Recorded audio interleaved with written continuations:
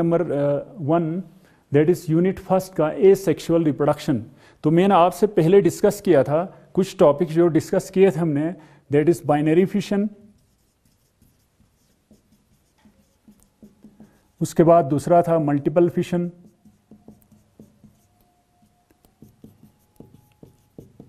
Then sporulation, ये हमने पहले डिस्कस किया हुआ है।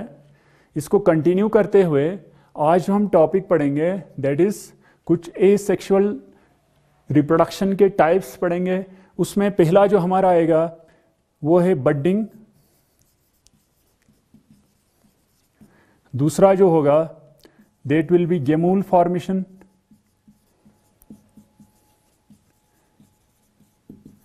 तीसरा जो होगा हमारा थर्ड विल बी गेमूल फॉर्मेशन के बाद regeneration,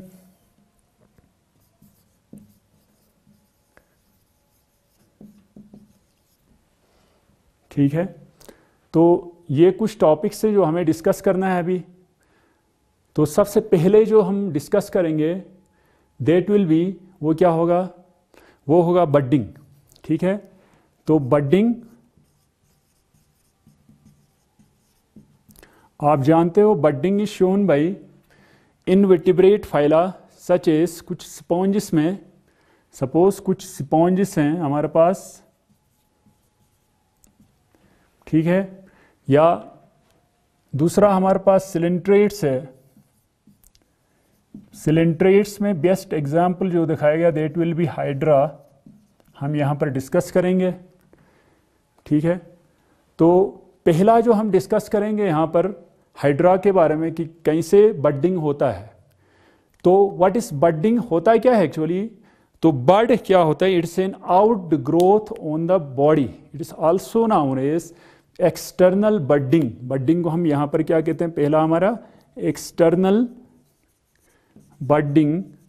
so what is external budding, it is an out growth on the side of the body, ठीक है, which detaches from the parent body and later develop into full-fledged individual or you can say hydra। external budding की बात कर रहा हूँ मैं, है ना। तो ये क्या है, it's an outgrowth, small outgrowth on the lower side of the body which grows and elongates into daughter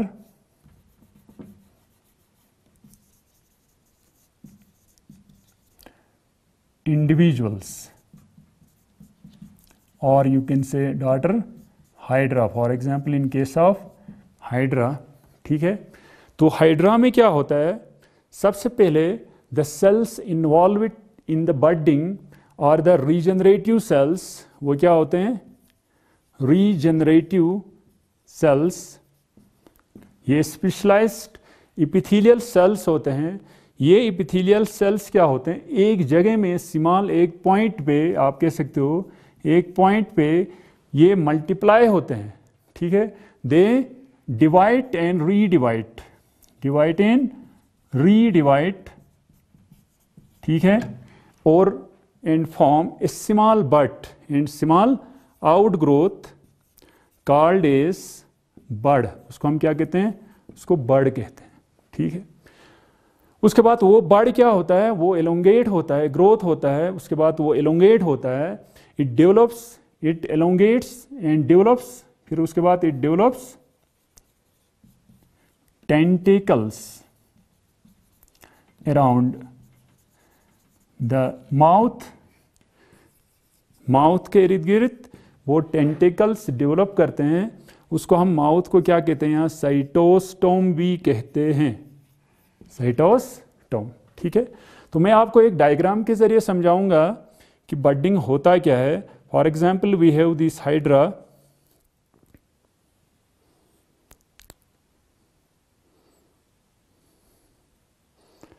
ठीक है जी, ये हमारे पास हाइड्रा आ गया तो इसमें क्या होता है, डिफरेंट टेंटिकल्स होते हैं। इसे आपको मालूम होगा, ये इसका साइटोस्टॉम है। साइटोस्टॉम ये हो गया इसका, जहाँ पर सबस्ट्रेटम, तो ये यहाँ पर छोटा सा क्या होता है, बड़ होता है, इस आउटग्रोथ होता है, इसको हम कहते हैं बड़। ठीक है, ये बड़ क्या होगा, उसके बाद ये बड़ जो है ये एलोंगेट होता है,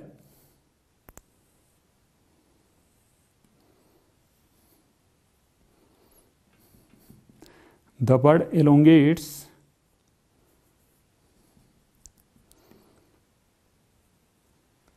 ठीक है।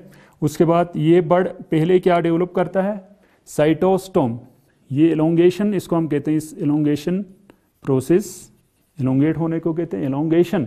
ठीक है, फिर ये साइटोस्टोम डेवलप होता है यहाँ पर, इसको हम कहते हैं माउथ या साइटोस्टोम, यहाँ पर डेवलप होता है। ठीक है, फिर उसके बाद नेक्स्ट बिहेव, यहाँ पर क्या होगा, टेंटेकल्स डेवलप होंगे इस बड़ में, टेंटेकल्स जो है वो डेवलप होते हैं। ये हो गया हमारा बड़, ये हो गया साइटोस्टोम, फिर यहाँ पर क्या हो गए, टेंटिकल्स, है ना। ये टेंटिकल्स बाद में क्या होंगे, ये टेंटिकल्स बाद में फुल फ्लैश टेंटिकल बनाएंगे, और ये जो हाइड्रा है ये यहाँ से डिटेच होता है।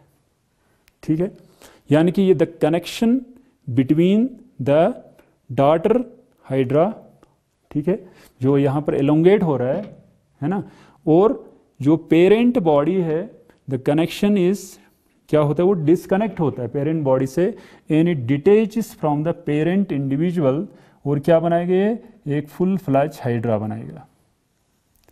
जब ये पेरेंट बॉडी से डिटेच होगा तो ये एक फुल फ्लैश हाइड्रा बनाएगा। तो ये हो गया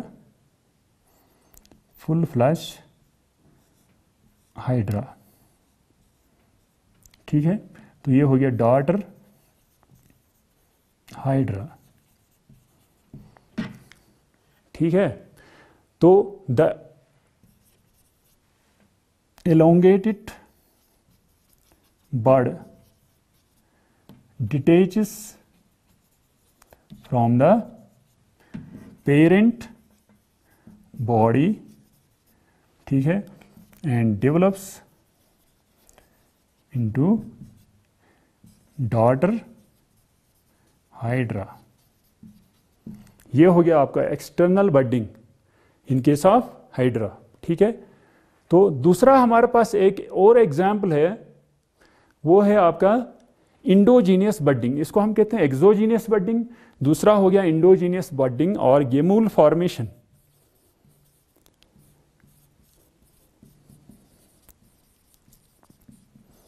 सो व्हाट आर गेमूल्स और इंडोजीनियस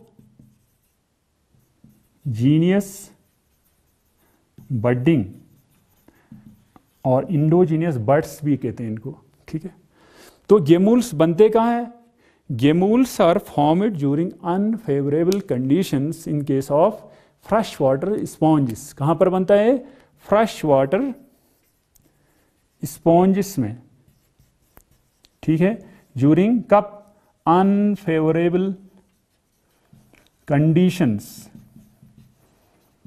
ठीक है, they can survive any unfavourable condition, बहुत ज़्यादा गर्मी, बहुत ज़्यादा ठंड, स्कॉर्चिंग हीट, ठीक है, या स्कार्सिटी ऑफ फूड, 2-3 महीने तक जब फूड जो है स्केयर होगा, बहुत कम होगा, उस टाइम भी ये सर्वाइव करते हैं, अपना जो फूड मटेरियल अंदर उन्होंने प्रिजर्व किया है उसी को ये यूज़ करते हैं। तो गेमूल्स क्या होती है?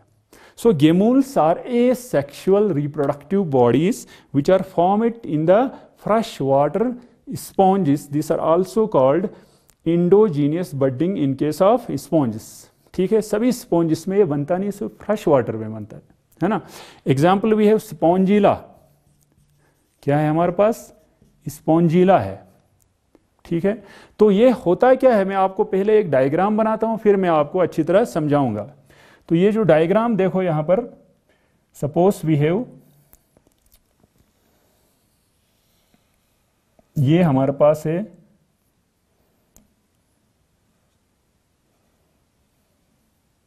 एक स्पॉन्ज,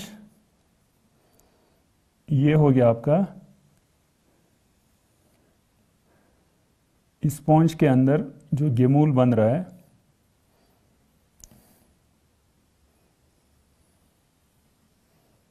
ठीक है जी।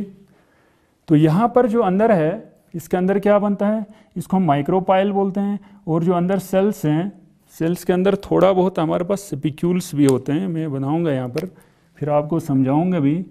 तो ये स्पिक्यूल्स हैं छोटे छोटे। तो यहाँ पर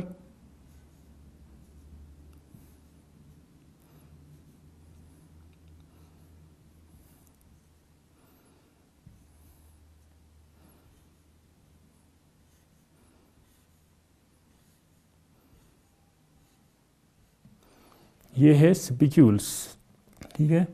उसके अंदर सेल्स होते हैं, उसको हम क्या कहते हैं, उन सेल्स को आर्चियोसाइट्स। ये हो गए आपके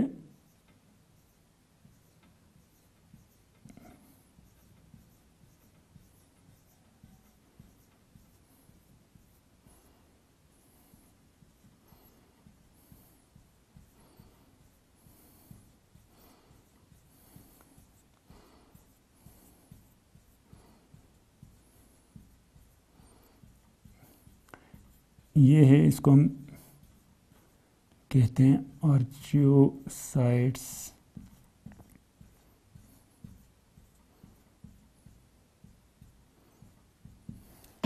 ठीक है जी। तो ये हो गया आपका गेमूल। तो इन सेल्स को हम क्या कहते हैं, इनको हम कहते हैं आर्चियोसाइट्स, ठीक है। ये हो गया आपका आउटर मेम्ब्रेन, इनर मेम्ब्रेन, इसको हम कहते हैं आउटर मेम्ब्रेन, ठीक है। तो ये हो गया आपका माइक्रोपाइल,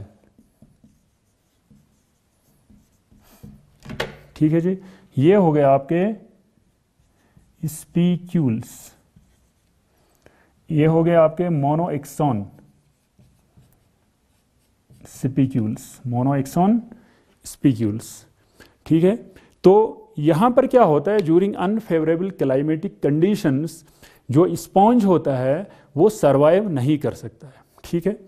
तो ज्यूरिंग द एटम सीजन में, यानी कि जब क्लाइमेटिक कंडीशन हार्श होने शुरू हो जाते हैं, उस टाइम ये स्पॉन्ज क्या होता है, ये एक्चुअली ब्रस्ट होता है। और ये जो हमारे पास गेमूल्स हैं, the gemmules are liberated out, released out.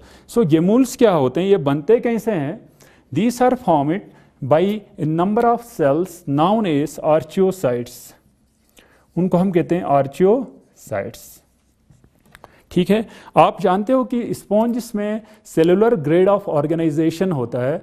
इसका मतलब different type of cells perform their own function, there is division of labour among the different type of cells, ठीक है। तो यहाँ पर एक टाइप ऑफ सेल है विच आर नाउन एज आर्चियोसाइट्स। ये आर्चियोसाइट्स, ठीक है, दिस एक्यूमुलेट, है ना, फूड मटेरियल। ये क्या करते हैं, अपने इर्द गिर्द फूड मटेरियल को जमा करते हैं इन द फॉर्म ऑफ, किसकी शक्ल में, लिपो प्रोटीन्स और ग्लाइको प्रोटीन्स। तो ग्लाइको प्रोटीन्स और लिपो प्रोटीन्स इनके इर्द गिर्द जमा हो जाते हैं, इनके अंदर प्रिजर्व हो जाता है, ठीक है। ये अपने अंदर लाते हैं। उसके बाद ये दीस आर्चियोसाइट्स, ये आर्चियोसाइट क्या होंगे, उसके बाद these collect in groups in the middle of the sponge. ये कलेक्ट हो जाते हैं किसमें, ग्रुप्स में। ये यानी कि ग्रुप्स बनाते हैं, एक बीच में एक ग्रुप बनाते हैं, ये एक दूसरे के साथ कंबाइन होते हैं। क्या होते हैं, ये कंबाइन हो जाते हैं या कलेक्ट हो जाते हैं और एक ग्रुप बनाते हैं बीच में, ठीक है। अब इसके इर्द गिर्द ये जब ये ग्रुप बनाएंगे, यहाँ पर देखो आर्चियोसाइट्स ये जमा होकर एक ग्रुप बना रहे हैं, ठीक है। इसके इर्द गिर्द क्या होता है, कुछ और cells which are known as, दूसरा टाइप ऑफ सेल हमारे पास क्या है, उनको हम कहते हैं amoebocytes, another type of cells known as amoebocytes, ठीक है, दे सराउंड द आर्चियोसाइट्स, वो आर्चियोसाइट्स के इर्द गिर्द जमा हो जाते हैं, समझ में आया। These amoebocytes are motile cells, ये क्या होते हैं, मोटाइल सेल्स, ये मूव करते हैं अराउंड आर्चियोसाइट्स। अब आर्चियोसाइट का काम क्या होता है, these are actually embryonic cells, याद रखो दीज आर एम्ब्रियोनिक सेल्स, ठीक है। बाद में जो वो बनेगा हमारे पास, कौन बनेगा, स्पॉन्ज, वो किसकी वजह से, वो आर्चियोसाइट से ही बनेगा, डिफरेंशिएशन होने से बनेगा, ठीक है। और जो इनमें क्या होता है, फूड लेडिन में होता है, मीन्स ये पूरा स्पॉन्ज को, या तो आप कह सकते हो गेमूल को फूड प्रोवाइड करते हैं, कौन, आर्चियोसाइट्स, क्योंकि इसमें लिपोप्रोटीन और ग्लाइकोप्रोटीन्स होते हैं, जमा होते हैं, ठीक है, जो कि 3-4 महीने तक आराम से रिजर्व फूड मटेरियल का काम कर सकता है, ठीक है।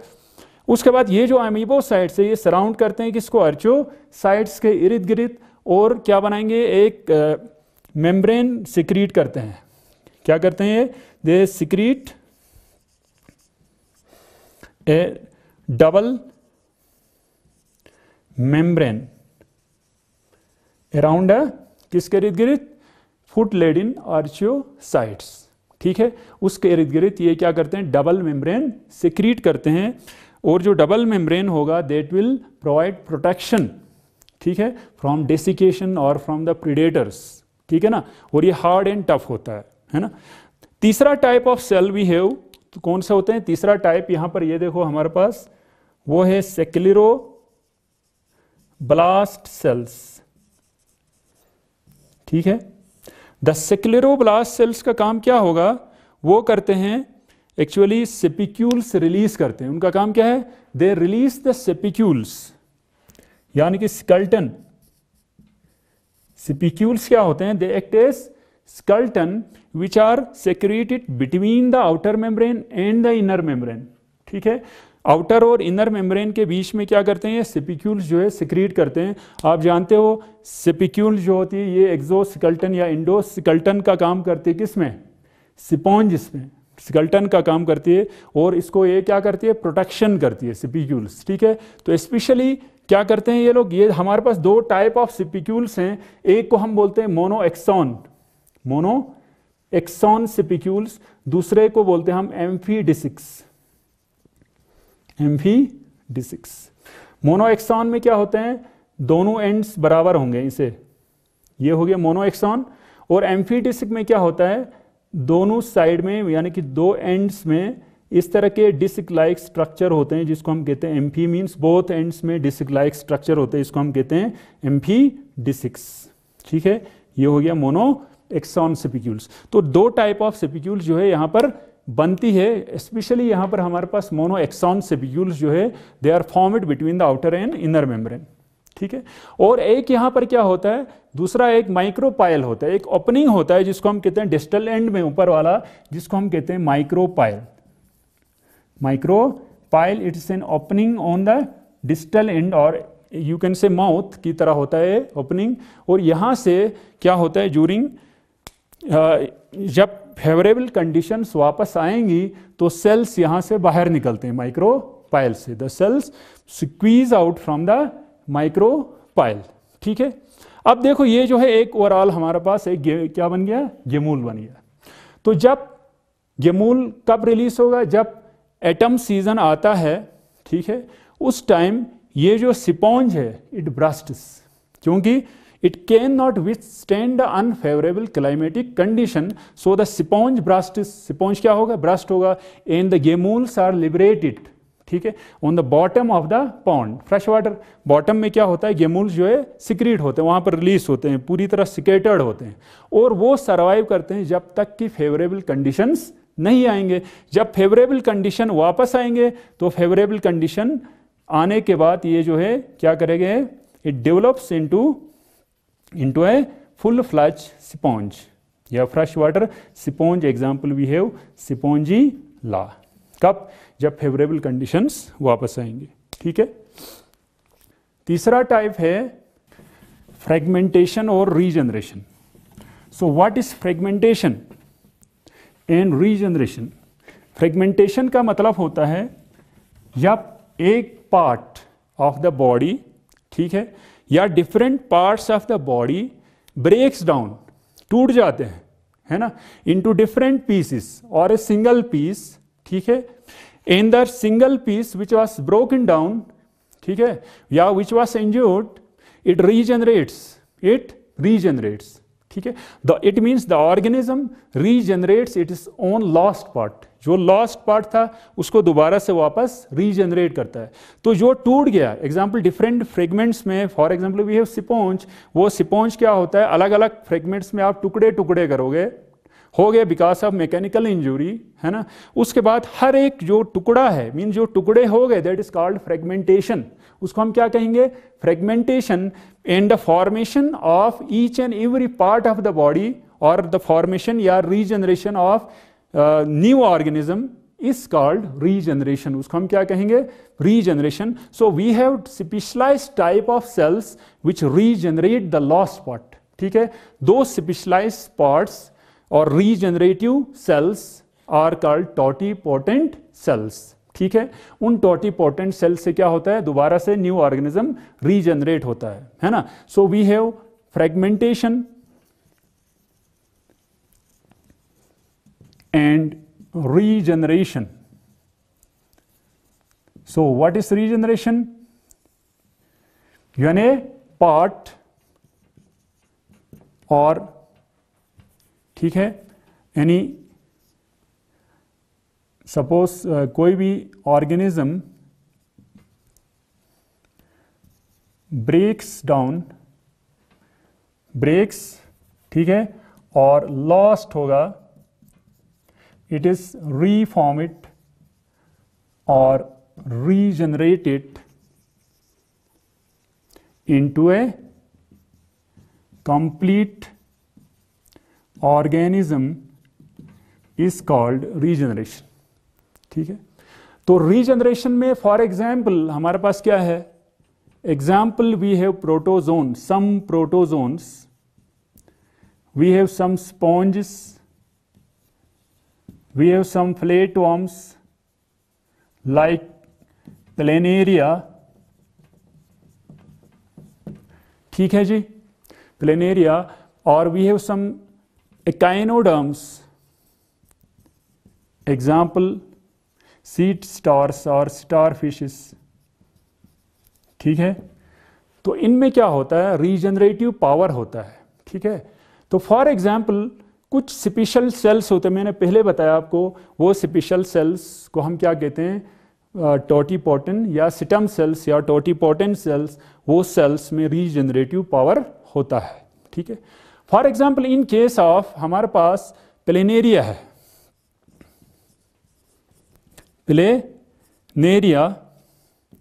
प्लेनेरिया में क्या होता है, कोई भी पार्ट अगर ब्रेक डाउन होता है, एग्जाम्पल प्लेनेरिया दो पार्ट में ब्रेक डाउन हुआ, ठीक है ना, प्लेनेरिया, अगर एग्जाम्पल भी है प्लेनेरिया, इसे प्लेनेरिया होगा, फॉर एग्जाम्पल अगर ये प्लेनेरिया सपोज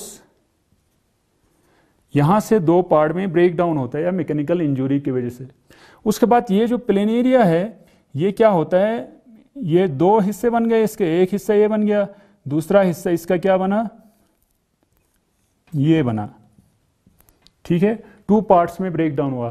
तो जो आगे वाला पार्ट होगा, फ्रंट आगे वाला पार्ट जो है पीछे वाला पार्ट को बनाएगा, ठीक है, जो फ्रंट पार्ट है दैट विल रीजनरेट द, क्या करेगा, that will regenerate the posterior part, interior part will regenerate the posterior part, ठीक है जी, एंड द posterior पार्ट क्या करेगा, ये posterior part will regenerate the interior part,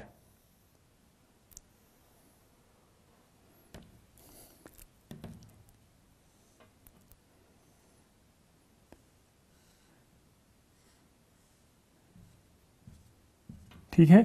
so this process is called, इसको हम क्या कहते हैं, रीजनरेशन भी कहते हैं, ठीक है। तो इसमें बाइनरी फिशन भी कहते हैं, इसको बाइनरी फिशन में भी ये एग्जांपल आप दे सकते हो, है ना। तो यहां पर क्या होता है, हमारे पास जो प्लेनेरिया है उसमें एक टाइप ऑफ सेल्स होते हैं जिसको हम कहते हैं नियोब्लास्ट सेल्स। क्या होते हैं? These neoblast cells act as stem cells. ये क्या करते हैं? दीस आर टोटिपोटेंट और stem cells that will regenerate the lost part. ठीक है, तो ये हो गया हमारे पास प्लेनेरिया में। Then we have another example in case of neo.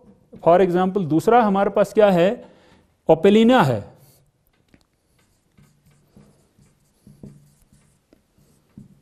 ठीक है, ओपेलिना में क्या होता है? ओपेलिना आप जानते हो, ओपेलिना कहां पर होता है? It's a protozoan parasite found in frogs and toads.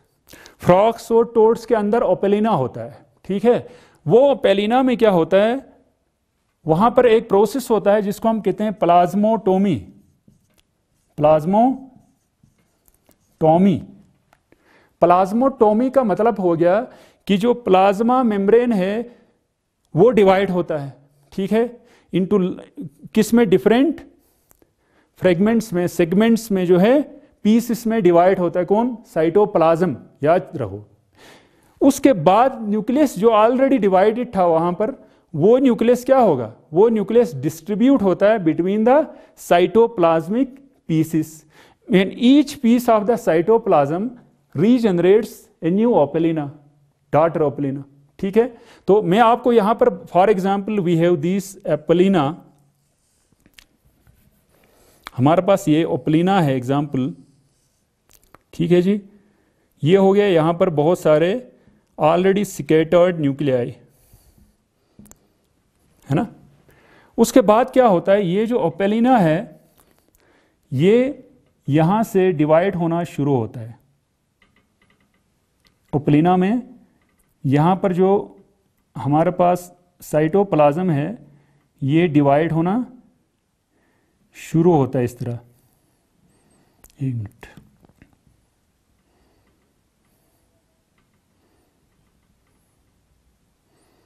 ठीक है, तो ये डिवाइड होता है डिफरेंट फ्रेगमेंट्स में। किस में? डिफरेंट फ्रेगमेंट्स में ये डिवाइड होता है इसे, है ना। तो हर एक जो भी फ्रेगमेंट यहाँ पर बना था, मींस पीस बना था साइटोप्लाज्म का, वो पूरी तरह क्या बनाएगा? अलग अलग इस तरह पीसेस बनाएगा। ठीक है, तो ये जो डिफरेंट पीस बन गए, हर एक साइटोप्लाज्मिक पीस के अंदर जो ऑलरेडी हमारे पास न्यूक्लियाई था वो न्यूक्लियाई डिस्ट्रीब्यूट हो जाते हैं। क्या होते हैं वो न्यूक्लियाई? साइटोप्लाज्मिक पीस के अंदर इस तरह डिस्ट्रीब्यूट हो जाते हैं। ठीक है, so more than 2 nuclei are distributed between the cytoplasmic pieces.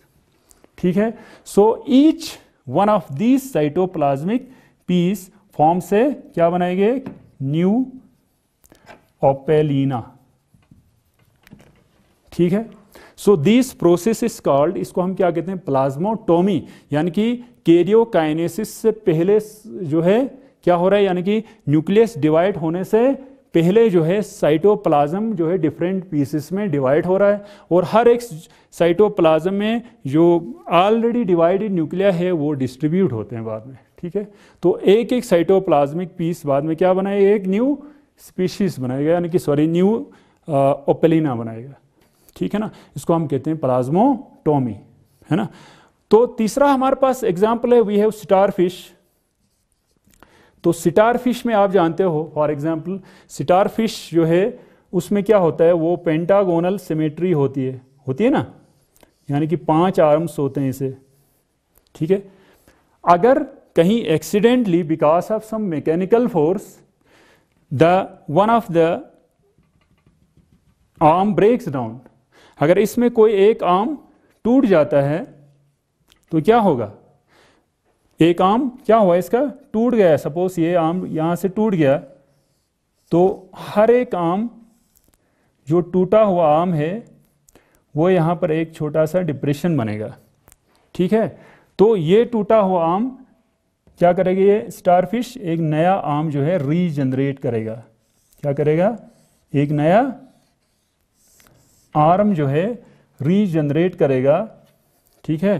तो ये हो गया आपका न्यू आर्म, है ना। तो ये नया आर्म कहाँ से बन गया, पहले टूट गया था, उसके बाद नया आर्म बना गया। इस प्रोसेस को हम कहते हैं ऑटोटोमी। ऑटोटोमी मतलब सेल्फ ब्रेक होना, खुद ने ब्रेक किया, ठीक है, या टूट गया, उसके बाद न्यू आर्म जो है बन गया, ठीक है, नया एक आर्म बन गया। उस प्रोसेस को हम क्या कहते हैं, autotomy in case of star fishes, ठीक है। तो मेरे हिसाब से आपके लिए ये काफ़ी है। तो आप अच्छी तरह इसको कोशिश करना समझने की। यहाँ तक हमारा एसेक्सुअल रिप्रोडक्शन था। Hope we will come up with new topic in future. Thank you, have a nice day, शुक्रिया।